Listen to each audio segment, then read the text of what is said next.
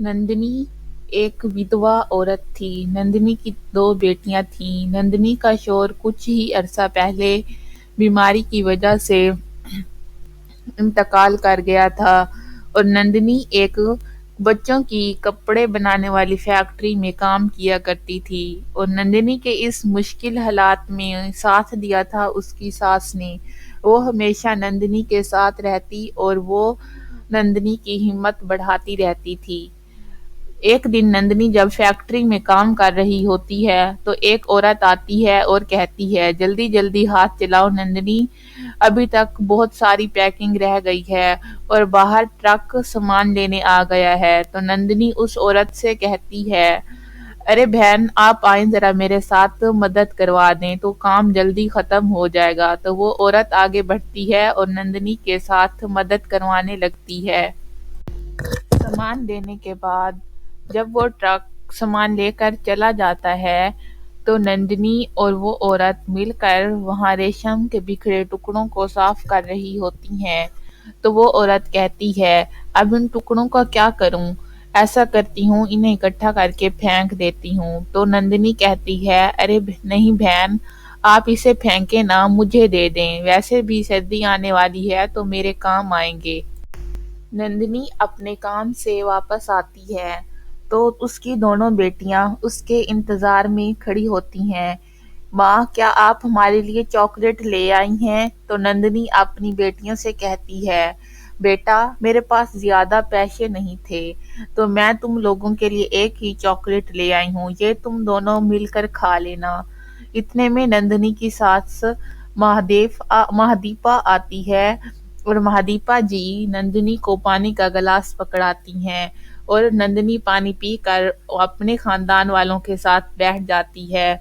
फिर ऐसे ही कुछ दिन गुजर जाते हैं तो नंदिनी को अपनी फैक्ट्री से उसकी तनख्वाह मिलती है। नंदिनी वो तनख्वाह लेकर सोचती है कि पहले इससे घर का राशन ले लेती हूँ और उसके बाद बच्चियों के लिए कुछ फ्रॉक ले लूंगी। तो नंदिनी घर का सारा राशन लेकर महीने भर की सारा खर्चा पूरा कर लेती है और उसके बाद सिर्फ 200 रुपये बचते हैं। तो नंदिनी सोचती है कि अब 200 में भला कौन सी फ्रॉक आएंगी। वो सामान लेकर घर आती है और सामान रख कर देखती है तो उसकी बेटियां उसके इंतजार में खड़ी हैं और अपनी माँ से पूछती हैं, माँ आप हमारे लिए फ्रॉक ले आई हैं? तो नंदिनी कहती है, नहीं बेटा, घर का सामान खरीदते हुए पैसे खत्म हो गए थे तो मैं तुम्हारे लिए फ्रॉक नहीं ले सकी। नंदिनी की दोनों बेटियां शीता और सुहानी अपने घर के हालात से वाकिफ होती हैं, इसीलिए वो समझदारी के साथ खामोश हो जाती हैं कि उनके माँ के पास पैसे नहीं थे तो वो उनके लिए फ्रॉक नहीं ले आती। फिर धीरे धीरे वक्त थोड़ा और सुधरता है और सर्दियों का मौसम आ जाता है और सर्दी बहुत ही शिद्दत इख्तियार कर जाती है। तो नंदिनी की सास नंदिनी से कहती है, नंदिनी बेटा, सर्दी का मौसम आ गया है और सर्दी बहुत ही शिद्दत इख्तियार कर गई है। ना सोने के लिए नीचे बिछाने का गद्दा है और ना ही खिड़की को ढांपने के लिए कोई कपड़ा।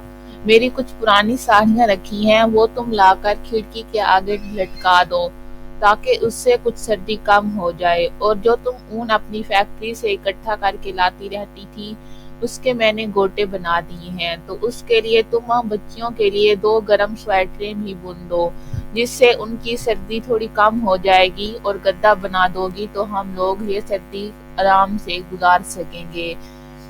तो नंदिनी अपनी सास की बात सुनकर खिड़की ढांप देती है और गद्दा बना लेती है। उसके बाद वो अपनी दोनों बेटियों के लिए उनके फ्रॉक ऊन के स्वेटर बुन देती है और वो स्वेटर पहनकर उसकी बेटियां बहुत ही अच्छा फील करती हैं और अपनी माँ से कहती हैं, माँ अब हमें ठंड बिल्कुल भी नहीं लग रही, अब हम अपनी ठंड बहुत अच्छे से गुजार सकेंगे।